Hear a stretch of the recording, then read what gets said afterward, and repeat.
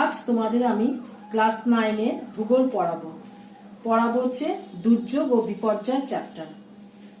একদম প্রথম দিন আমি পড়িয়েছিলাম ভূমিকম্প আর সুনামি, তারপরের দিন পড়িয়েছিলাম ঘূর্ণিঝড়, বন্যা, খরা, ধস। আজকে পড়াবো অগ্ন্যুৎপাত, হিমানী সম্প্রপাত, তুষারঝড়, দাবানল, এগুলো। আচ্ছা, এবারে ফার্স্ট হচ্ছে অগ্ন্যুৎপাত বলছি। ভূ অভ্যন্তরে উত্তপ্ত তরল ম্যাগমা যখন ভূপৃষ্ঠে বেরিয়ে আসে তাকে অগ্ন্যুৎগম বলে। অগ্ন্যুৎপাত ঘটানোর মাধ্যম হলো আগ্নেয়গিরি নামে পরিচিত। ভূ অভ্যন্তরে দুটি সঞ্চরণশীল পাত পরস্পর থেকে দূরে সরে গেলে বা একটি পাতের উপর আরেকটি পাত উঠে পড়লে অগ্ন্যুৎপাত সংঘটিত হয়। আবার অনেক সময় মহাদেশীয় ও মহাসাগরীয় পাতের সংযোগস্থলে মহাসাগরীয় প্রান্তসীমা মহাদেশীয় পাতের নিচে অনুপ্রবেশ করে। পাত দুটির সংযোগস্থলে ভীষণ চাপের প্রভাবে তাপমাত্রা হঠাৎ খুব দ্রুত বৃদ্ধি পায়। ফলে পৃথিবীর অভ্যন্তরের উত্তপ্ত গলিত পদার্থ বা ম্যাগমা কখনো ভূত্বকের কোনো গভীর ফাটল বা সুড়ঙ্গপথ ধরে ভূপৃষ্ঠের বাইরে বেরিয়ে আসে। এই রূপে ম্যাগমা উদ্গীরণকে বা ভূপৃষ্ঠের বাইরে বেরিয়ে আসাকে অগ্ন্যুৎপাত বলে। পৃথিবীর অধিকাংশ অগ্ন্যুৎপাত সমুদ্রের তলদেশে নিমজ্জিত শৈলশিলায় ঘটে, বা পাত সংস্থান তত্ত্বের পরিভাষায় বা মহাসাগরীয় ও মহাদেশীয় অপসারণশীল পাতের প্রান্তসীমায় পৃথিবীর অধিকাংশ অগ্ন্যুৎপাত ঘটে। প্রবল চাপে ভূপৃষ্ঠের দুর্বল স্থান ভেদ করে ম্যাগমা স্রোতরূপে ভূপৃষ্ঠে বের হয়। এবার প্রশ্ন হলো, কেন ম্যাগমা বের হয় বা উদ্গীরণ হয়? ভূ অভ্যন্তরে গ্যাসীয় চাপ ম্যাগমা উদ্গীরণের মূল কারণ। উত্তপ্ত ম্যাগমার সঙ্গে গ্যাস মিশে থাকে। এই গ্যাস ম্যাগমার সঙ্গে যতক্ষণ মিশে থাকে ততক্ষণ ভূ অভ্যন্তরে শিলার চাপ গ্যাসীয় চাপের তুলনায় বেশি থাকে। ফলে যখন গ্যাসীয় চাপ বেশি হয়ে থাকে তখন গ্যাসীয় প্রসারণ ঘটে এবং ক্ষুদ্র ক্ষুদ্র বুদবুদের সৃষ্টি করে। মনে করো, একটি সোডার বোতল ঝাঁকিয়ে ছিপি খুললে যে ঘটনা ঘটে, ভূ অভ্যন্তরে শিলা ও জলীয় বাষ্পের চাপের বিষয় হলে এরকমই ঘটনা ঘটে। অগ্ন্যুৎপাতের ক্ষেত্রে এরকমই ঘটনা ঘটেছে।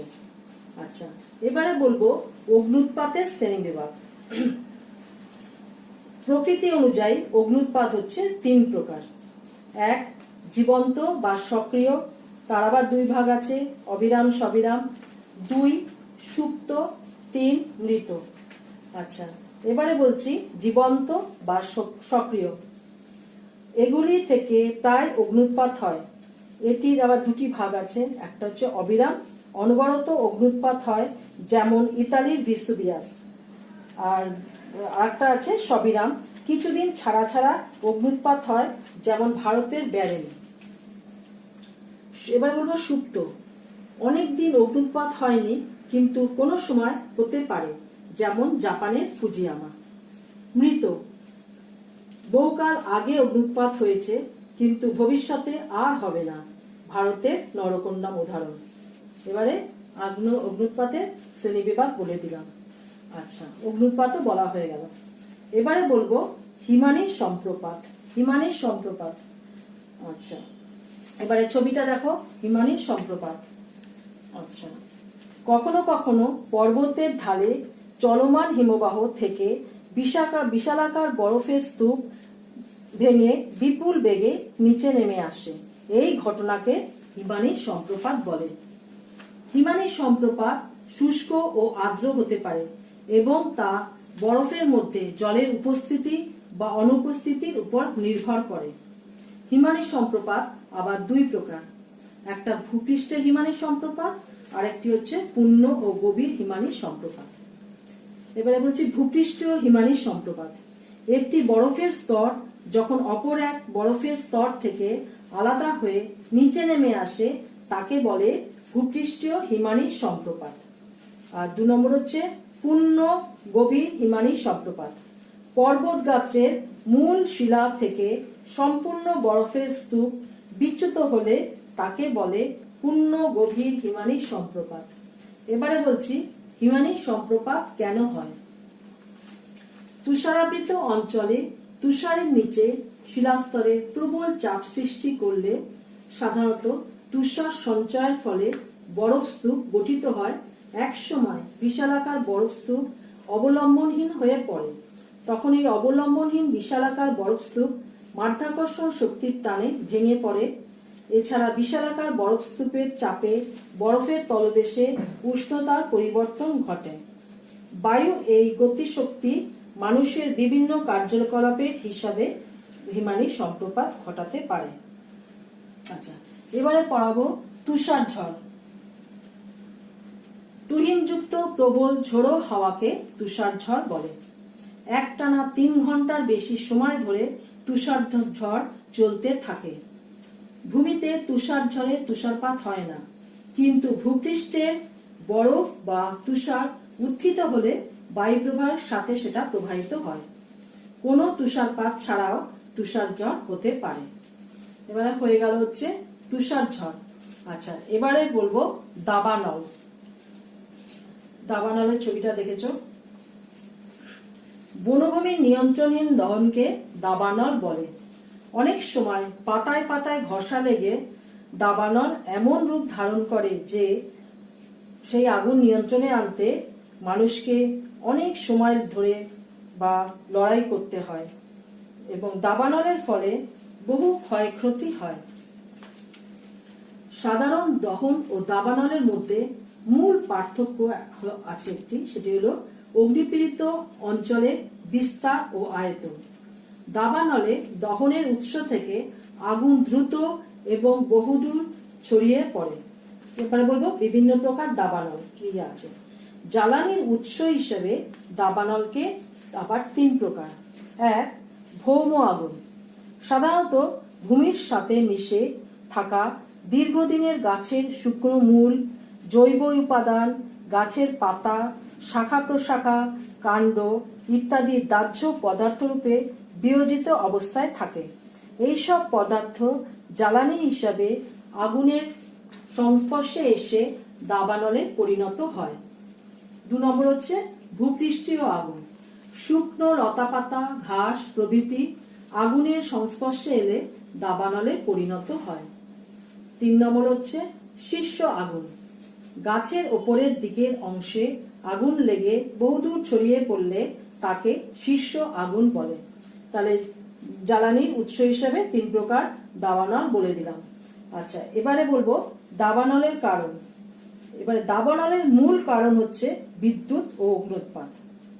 কখনো কখনো ক্যাম্প ফায়ার ও ধূমপানের পরিত্যক্ত অংশ থেকেও দাবানল হতে পারে। এবারে বলবো দাবানলের কারণ।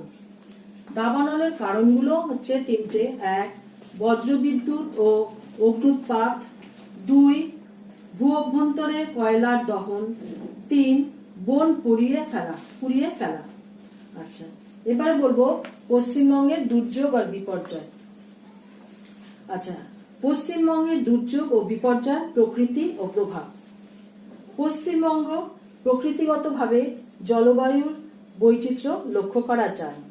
কখনো কখনো ভূগাঠনিক প্রক্রিয়ার কারণে, জলবায়ুগত কারণে ও ভূ অভ্যন্তরীণ কারণে ভূমিকম্প হয়। রাজ্যের অর্থনৈতিক অবস্থার উন্নতির একটি প্রধান বাধা হয় প্রাকৃতিক দুর্যোগ বা বিপর্যয়। প্রতি বছর রাজ্যের কোনো না কোনো অঞ্চলে বন্যা বা ঘূর্ণিঝড় হয়। মানুষ অর্থনৈতিক ও সামাজিক ভাবে দারুণ ক্ষতিগ্রস্ত হয়। পশ্চিমবঙ্গের উপকূলবর্তী অঞ্চলে, বিশেষ করে হুগলি নদীর বদ্বীপ ও মোহনা অঞ্চলে সর্বাধিক দুর্যোগপূর্ণ অঞ্চলে পরিণত হয়েছে। বদ্বীপ অঞ্চলে ভূমিক্ষয়, ঝড়, জোয়ার বা জলোচ্ছ্বাস, বন্যা প্রভৃতি সাধারণ প্রাকৃতিক দুর্যোগ হিসেবে প্রতি বছর এটা দেখা যায়। নিচে একটি প্রাকৃতিক দুর্যোগ ও তার বিবরণ দিলাম যাতে আমরা পশ্চিমবঙ্গের দুর্যোগের যে ধরন ও ক্ষয়ক্ষতি হয় সেটা বুঝতে পারি। যেমন 24শে মে 2009 আলিপুর আবহাওয়া দপ্তর থেকে একটি সতর্কবার্তা দেওয়া হয়েছিল যে একটি প্রবল নিম্নচাপের কারণে 24 ঘন্টার মধ্যে প্রবল ঘূর্ণিঝড় আয়লা পশ্চিমবঙ্গে উপর দিয়ে বয়ে যাবে। এবার এই আয়লার ফলে কি কি হয়েছিল সেটা বলছি। 25শে মে 2009 এই আয়লা এসেছিল। 2 ঘূর্ণিঝড়, উত্তাল সমুদ্র, বন্যা, জলোচ্ছ্বাস এগুলো হয়েছিল। 3 পশ্চিমবঙ্গ ও বাংলাদেশের উপকূল অঞ্চলে হয়েছিল। 4 নিহতের সংখ্যা ছিল 250 জনের বেশি। 5 আহত ও নিখোঁজের সংখ্যা ছিল 800 জনের বেশি। 6 প্রায় 5 লক্ষ পরিবার ক্ষতিগ্রস্ত হয়, বাড়িঘরও ক্ষতিগ্রস্ত হয়। 7 বহু নদীর বাঁধের ভাঙন, কৃষি জমি ও মৎস্য চাষ ক্ষেত্র নষ্ট হয়েছিল।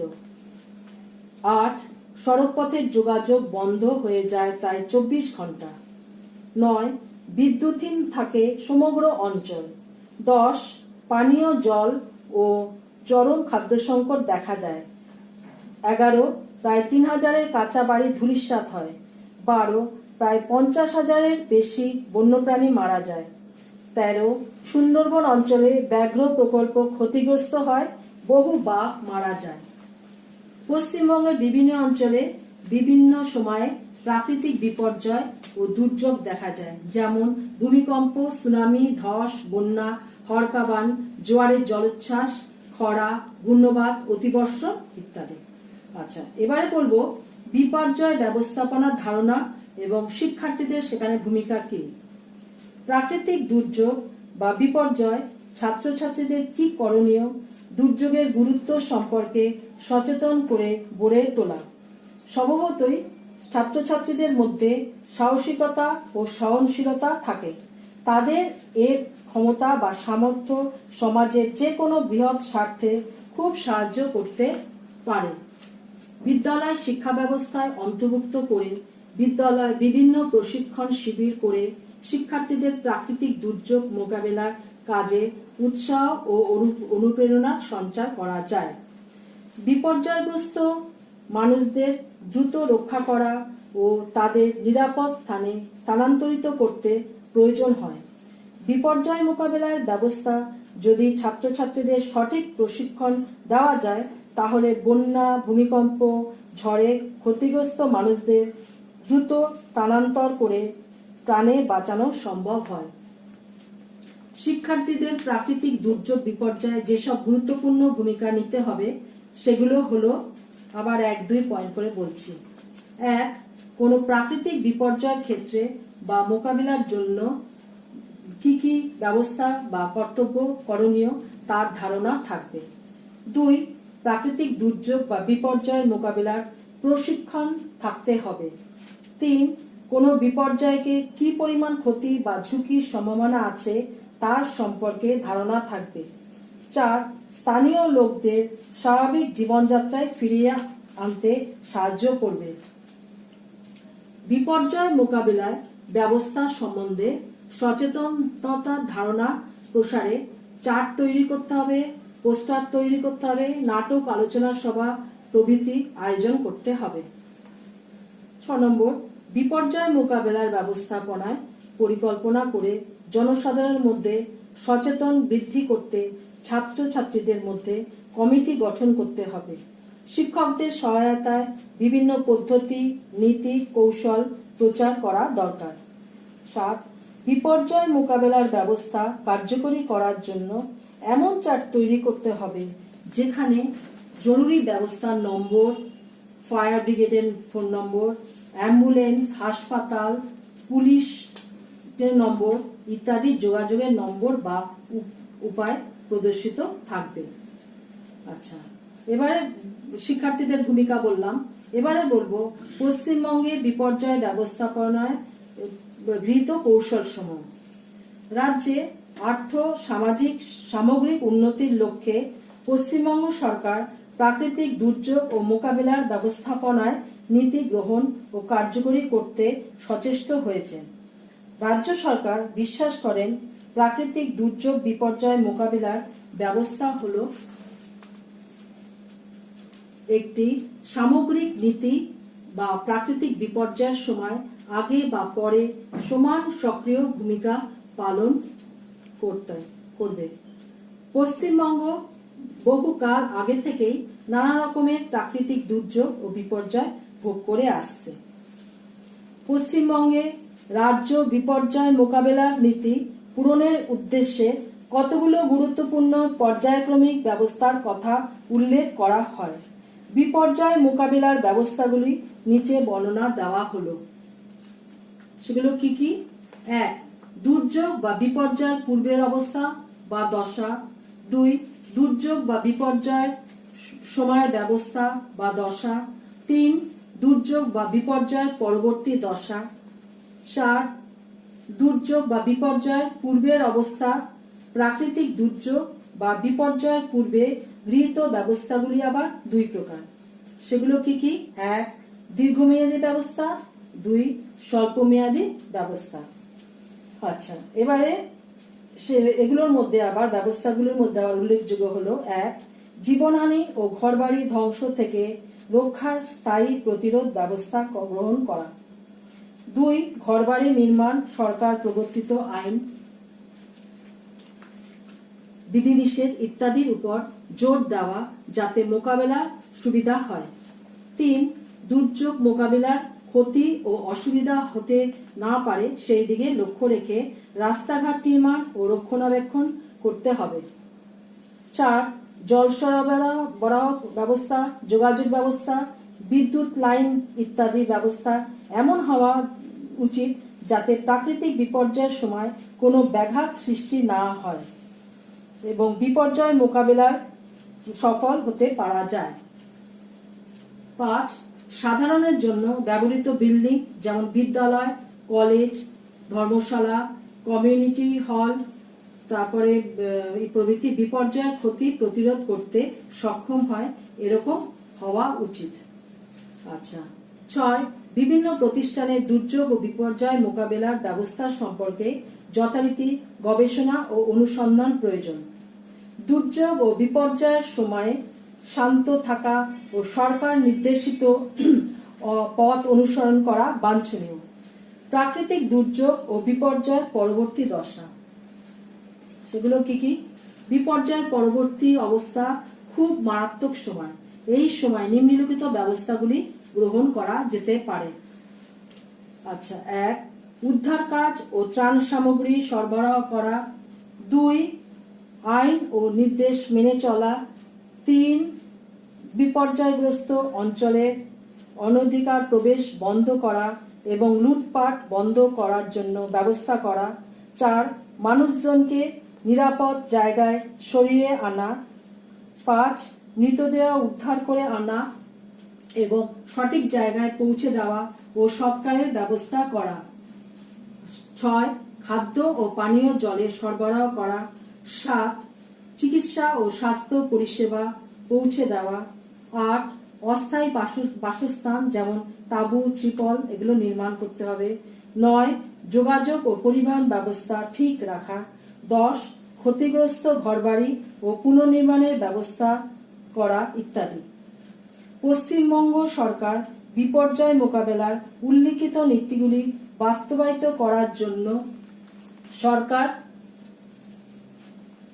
কতগুলি কর্তৃপক্ষের উপর দায়িত্ব আরোপ করেছেন।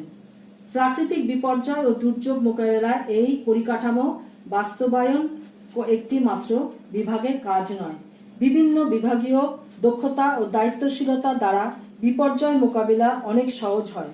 সুতরাং বিপর্যয় মোকাবেলার নীতির বাস্তবায়নে পশ্চিমবঙ্গ প্রশাসন, জেলা প্রশাসন, স্থানীয় প্রশাসন, মিউনিসিপ্যালিটি কর্পোরেশন, জেলা পরিষদ, পঞ্চায়েত সমিতি, এনজিও, ব্যক্তিগত উদ্যোগ, সর্বোপরি জনসাধারণের সহযোগিতা একান্ত প্রয়োজন। আচ্ছা, এবারে সব পড়ানো হয়ে গেল। আগের থেকেও প্রশ্ন দিয়েছিলাম, এবারে আজকে পড়ানোর থেকেও কতগুলো প্রশ্ন দেবো। এই প্রশ্নগুলো খাতায় লিখে রাখবে, পরে স্কুল খুললে আমি দেখব। 1. আগ্নেয়গিরি কাকে বলে? 2 কেন ম্যাগমা উদ্গীরণ হয়? 3 অগ্ন্যুৎপাত কয় প্রকার ও কি কি? উদাহরণ দিতে হবে। 4 অগ্ন্যুৎপাত ঘটানোর মাধ্যম কি? 5 হিমানী সম্প্রপাত কাকে বলে? 6 হিমানী সম্প্রপাত কয় প্রকার ও কি কি? 7 হিমানী সম্প্রপাত কেন হয়? 8 তুষার ঝড় কি? কত সময় ধরে তুষার ঝড় চলে? 9 দাবানল কি? দাবানলের মূল কারণ কি? দাবানল দহনের মূল উদ্দেশ্য কি? এগুলো সব একসাথে প্রশ্ন আছে। 10 দাবানল কয় প্রকার ও কি কি? 11 দাবানলের দুটি কারণ লেখো। 12 সাধারণ দহন ও দাবানলের মূল পার্থক্য কি? 13 বিপর্যয় ব্যবস্থাপনায় শিক্ষার্থীর ভূমিকা কি? এগুলো সব লিখে রাখবে।